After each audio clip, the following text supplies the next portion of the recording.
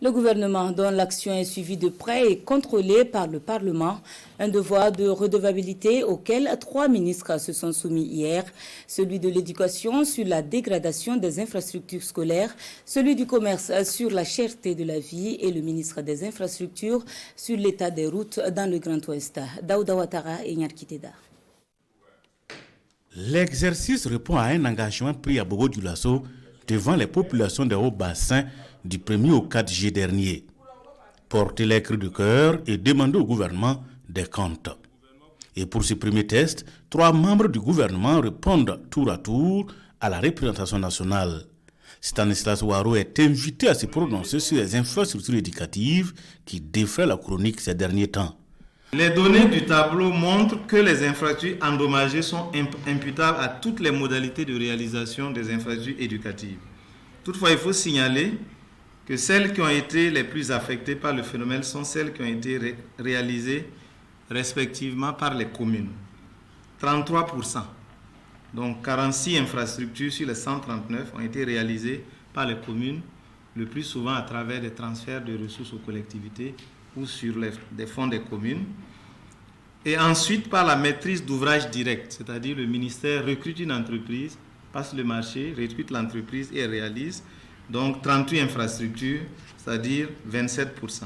Alors sur les 5 dernières années, 1 à 5 ans, l'État et ses partenaires ont réalisé au total 2423 infrastructures éducatives au profit des différents ordres d'enseignement. Une des préoccupations des populations est portée à la plénière ce jour, c'est l'état des routes dans l'ouest du Burkina.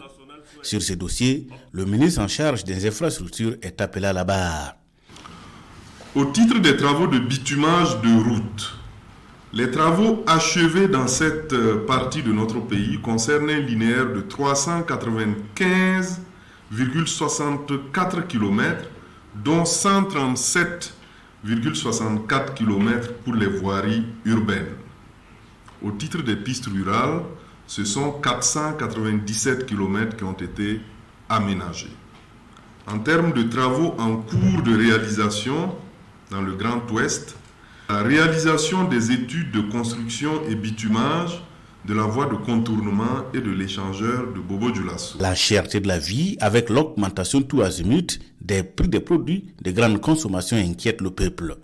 Et le député Achille Tapsoba l'est encore plus et veut savoir auprès du gouvernement les mesures prises pour y faire face. La première mesure conjoncturelle entreprise par le gouvernement a été de rassurer les consommateurs quant à la disponibilité et à la qualité des stocks par une surveillance accrue du marché.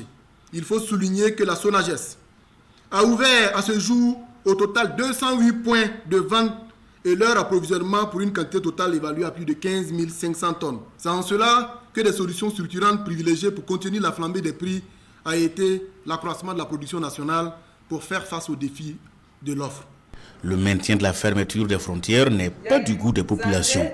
Le ministre en charge du commerce, venu répondre au nom du Premier ministre, rassure, des concertations sont en cours à cet effet.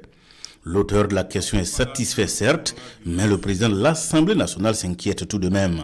Aujourd'hui, il y a des gens qui vivent de la fermeture des frontières. Aujourd'hui, on veut manger, on veut vivre.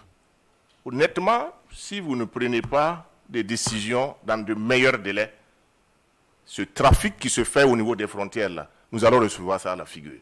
C'est clair, c'est net. L'exercice est périlleux, mais vaut son pesant dehors selon le président de l'Assemblée nationale. Et ces genres d'exercices vont être multipliés afin de permettre aux populations de suivre de bout en bout les actions du gouvernement.